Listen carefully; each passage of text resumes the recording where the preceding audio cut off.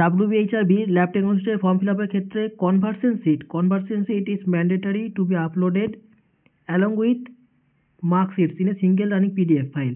এই যে কনভার্সন শিটের কথাটা বলেছে, এটা হচ্ছে যে আমাদের যেহেতু ম্যাকআউট বা অন্যান্য কলেজে বিএমএলটির ক্ষেত্রে যেসব মার্কশিটগুলো দেওয়া হয় তাতে কিন্তু গ্রেড প্যাটার্ন থাকে, মানে এ বি সি বা ও বা ই, মানে আউটস্ট্যান্ডিং বা এক্সিলেন্ট এরকম হিসেবে গ্রেড প্যাটার্ন দেওয়া থাকে, এবং পার্সেন্টেজ অফ মার্কস বা কত মার্কস পেয়েছে সেটা কিন্তু দেওয়া থাকে না।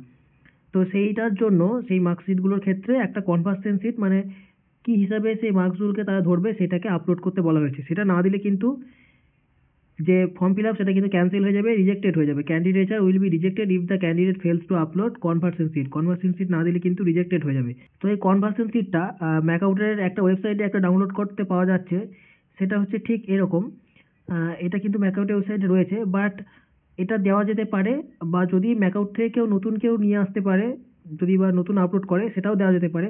বাট এখন এটা কিন্তু দেওয়া যেতে পারে কনভার্সন শিট হিসাবে। এবং এর সাথে যদি আরও ভালো হবে যদি এর সাথে আরও একটা জিনিস অ্যাটাচ করে দেওয়া যায়, সেটা হচ্ছে আমাদের মার্কশিটের পিছন দিকে যে পেজটা রয়েছে সেখানে কিন্তু আমাদের যে গ্রেড পয়েন্টের বেসিসে কত পার্সেন্টেজ স্কোর সেটা কিন্তু বলে দেওয়া আছে, মানে আউটস্ট্যান্ডিং এর ক্ষেত্রে 100 to 90, এক্সিলেন্টের ক্ষেত্রে 9 to 80, এই হিসাবে কিন্তু বলে দেওয়া আছে। তো এইটা প্লাস ম্যাকআউটের ওয়েবসাইটে যেটা পাওয়া যাচ্ছে সেটা কিন্তু এই দুটোকেই কিন্তু দেওয়া যাবে, এই পিডিএফটা পাওয়া যাচ্ছে, তো এটা কিন্তু দেওয়া যাবে।